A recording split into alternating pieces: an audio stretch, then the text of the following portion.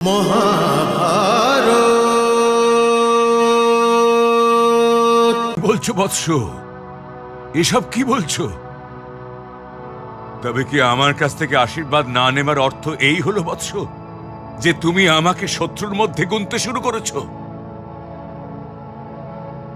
আমরা এই পাপ কখনো করতে পারবো না পিতামহ, কিন্তু আমরা আপনার কাছ থেকে বিজয়শ্রীর আশীর্বাদও নিতে চাই না।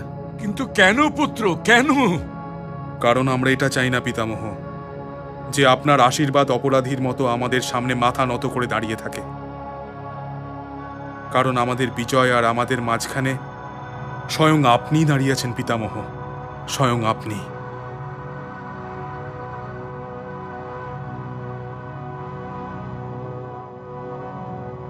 হ্যাঁ পুত্র, তুমি ঠিক কথাই বলেছ। তোমার আর তোমাদের বিজয়ের মাঝে আমি অবশ্যই দাঁড়িয়ে আছি, কিন্তু অসহায় রয়েছি পুত্র। মাঝখান থেকে চলে যেতে পারি না। না আমার পরাজয় সম্ভব হবে, আর না বধ। সেই জন্যই তো বাসুদেব বলল যে যুদ্ধের পূর্বে আপনি যে আশীর্বাদ দিয়েছিলেন ওই আশীর্বাদ আপনাকে ফিরিয়ে দিই। আচ্ছা আচ্ছা, তাহলে এই কথা বাসুদেব বলেছেন। ওনাকে বলে দিও পুত্র, আমি দিয়ে দেওয়া বস্তু ফেরত নিতে পারবো না, হয় সেটা আশীর্বাদই হোক না কেন। কিন্তু পিতামহ, আমার বাণ কাটো পুত্র, আমার ধনুক কাটো পুত্র, আমি অতি প্রসন্ন হয়ে যাব, কিন্তু আমার কথা কেটো না। এই কাজটা দুর্যোধনের জন্য ছেড়ে দাও। ক্ষমা চাইছি পিতামহ। দীর্ঘজীবী হ, দীর্ঘজীবী হ। কি যেন বলছিলাম আমি?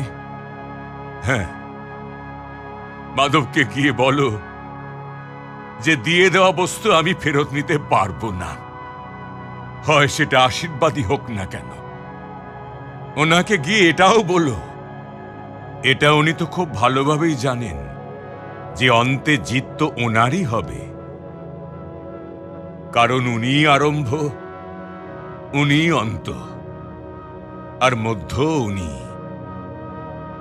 এটাও উনি জানেন যে তোমাদের আর তোমাদের বিজয়ের মাঝে থেকে এই গঙ্গাপুত্র ভীষ্মকে সরানোর উপায়টা কি। যদি কোনো নারী সামনে এসে যায় তবে এই পরশুরাম শিষ্য অস্ত্রে হাত লাগাবে না।